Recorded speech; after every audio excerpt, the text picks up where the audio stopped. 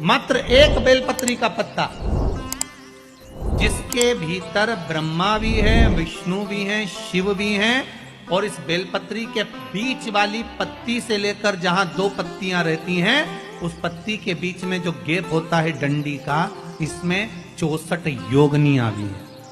64 योगनियां देवियां भी इसके अंतर्गत विराजमान है। और उस डंडी के नीचे जहां दो पत्ती है, इस दो पत्ती के नीचे की जो लंबी डंडी रह जाती है, इसमें 33 कोटि देवताओं का भाग है। उस डंडी के नीचे जो छोटा सा एक मोटा सा भाग रह जाता है, कई बार आप लोगों ने बेलपत्री को तोड़ा होगा तो नीचे एक मोटा सा भाग रह जाता है, महाराज उसके अंतर्गत सारे तीर्थों का भाव जागृत रहता है। उस बेलपत्री को केवल साधारण ना समझे, शिव को अगर समर्पित कर रहे हैं तो वो संपूर्ण उसी के अंतर्गत, संपूर्ण।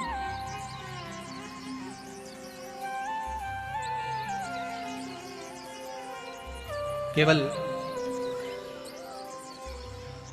आप लोगों ने बेलपत्र अगर कभी शिव जी पे चढ़ी हुई, हम तो कई बार निवेदन करते हैं कि आप उसका सेवन हफ्ते में एक बार, जिसको भी शुगर हो, बीपी हो, थायराइड हो, हफ्ते में एक बार शंकर जी पे चढ़ी हुई बेलपत्र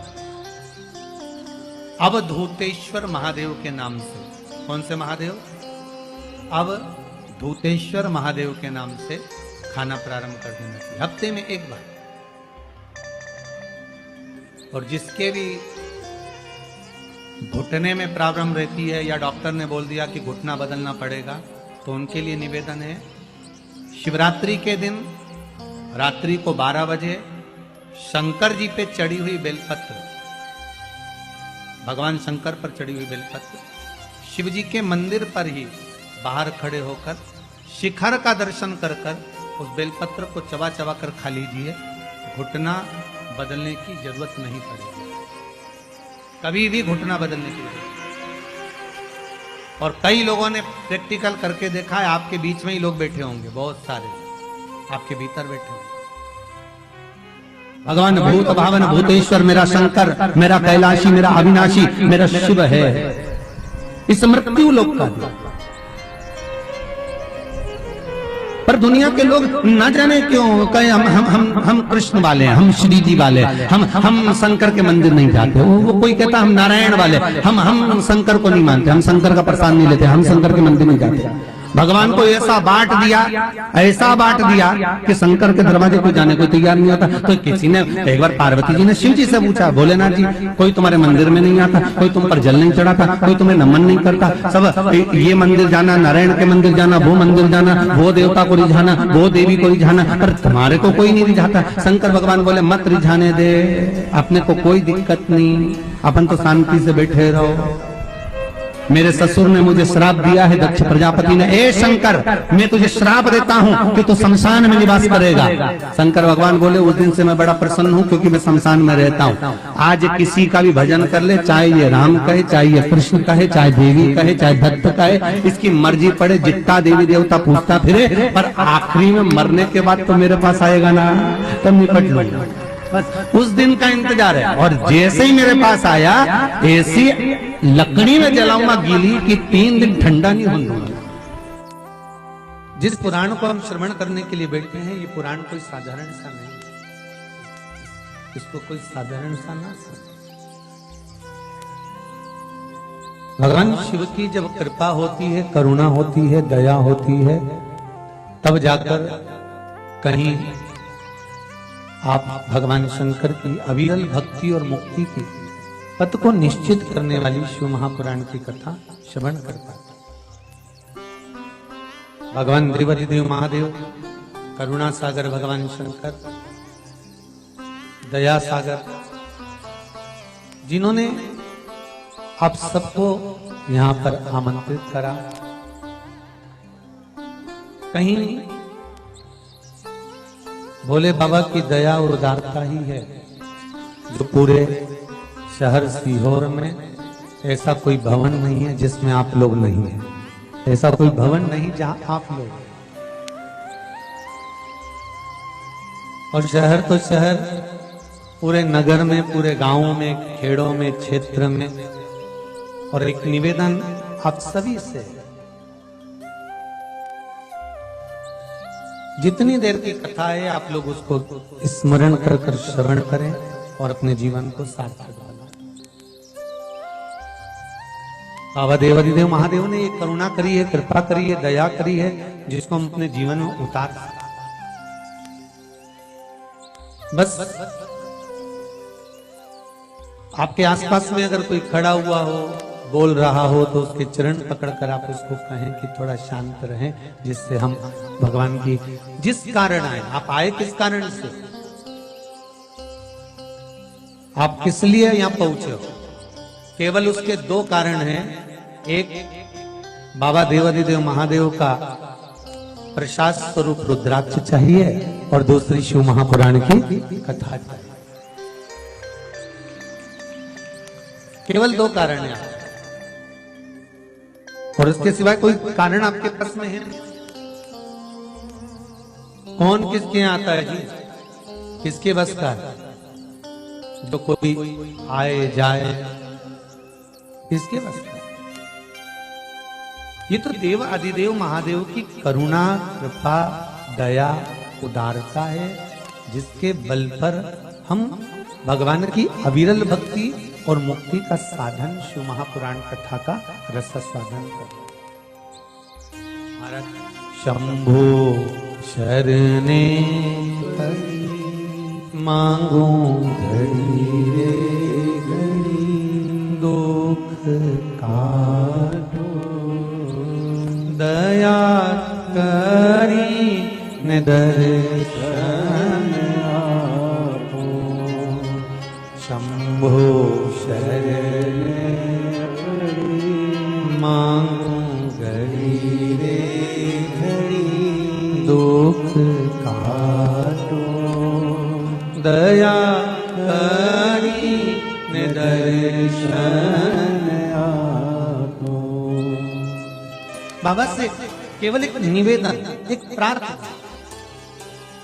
और बाबा से केवल एक विनती, हमारे जीवन की एक सार्थक कि तेरा ही दिया मैंने खाया पिया है, तेरा शुक्रिया है, तेरा शुक्रिया है। मुझे भोले बाबा ने बहुत दे दिया है, तेरा शुक्रिया है, तेरा शुक्रिया है। ये जायदाद दी है, औलाद दी है, मुसीबत में हर वक्त इमदाद दी है। तेरा ही दिया मैंने खाया पिया है, तेरा शुक्रिया है, तेरा शुक्रिया है। उसकी कृपा ना हो तब तक कोई कार्य हो ही नहीं सकता।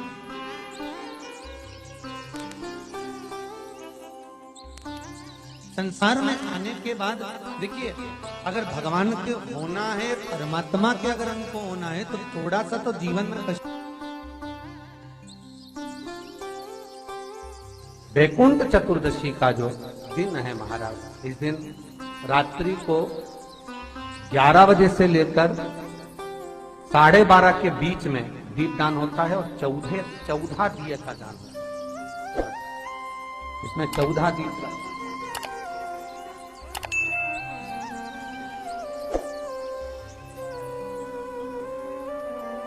14 निवेदन है आप सबसे कि प्रयास करना कि घर के बाहर आप एक दीप, जहां पर आपका जलाशय है, पानी का स्थान है, वहां रख दें और एक दीप तुलसी के क्यारे के पास रखें। बाकी के दीप आप घर के बाहर लगा। 14 दीप। वृंदा की आंखों से आंसू बह रहे हैं, नैनों से नीर बह रहे, और वृंदा ने उसी समय भगवान शंकर को बुलाया, भोलेनाथ पधारो पधारो। शिव सामने वृंदा, तेरे पति ने जो उपद्रव मचाया था, जहां जहां मंदिर देवालय तीर्थ व्रत सब खंडित कर दिए। जो ब्राह्मण पूजन करने बैठते थे तेरा पति जलंधर, उनके प्राणों को हर लेता था। वृंदा, कहीं किसी गांव में अगर भोजन और भंडारा होता था तो तेरा पति उसमें कुछ गलत पदार्थ मिला देता था। वृंदा, तेरे पति को मारना जरूरी था। वृंदा की आंख में आंसू भरे थे और वृंदा आंसू भरती भरती कहती है, भोलेनाथ, मैं ये भगवान विष्णु को श्राप देती हूं कि ये पत्थर के हो जाए, ये पत्थर के हो जाए। और मैं वृंदा हाथ में जल लेकर अपने शरीर पर डालती हूं और मैं तुलसी का पौधा बनूंगी। पर भोलेनाथ, हे शंकर, हे शंभु, हे त्रिकालदर्शी, हे कैलाश, मैं तुलसी कभी आप पर नहीं चढ़ूंगी। केवल वर्ष में एक दिन होगा वैकुंठ चतुर्दशी का दिन, जिस दिन भगवान का हरिहर मिलन होता है। वैकुंठ चतुर्दशी दीपावली के बाद में आती है, पूर्णिमा के पहले, कार्तिक पूर्णिमा जो आएगी वैकुंठ। और इस वैकुंठ चतुर्दशी का बड़ा महत्व ऐसा, जो बच्चे पढ़ने में कमजोर होते हैं, विद्या में कमजोर होते हैं, जिनकी चित्तवृत्ति कमजोर होती है, जो उनको माता पिता बार बार कहते पढ़ पढ़ पढ़ और बच्चा पढ़ता नहीं है, उनका दिमाग, उनकी चित्तवृत्ति खेलने में लगी रहती है, चिड़चिड़े रहते हैं, उन बच्चों के लिए शिव महापुराण कहती है वैकुंठ चतुर्दशी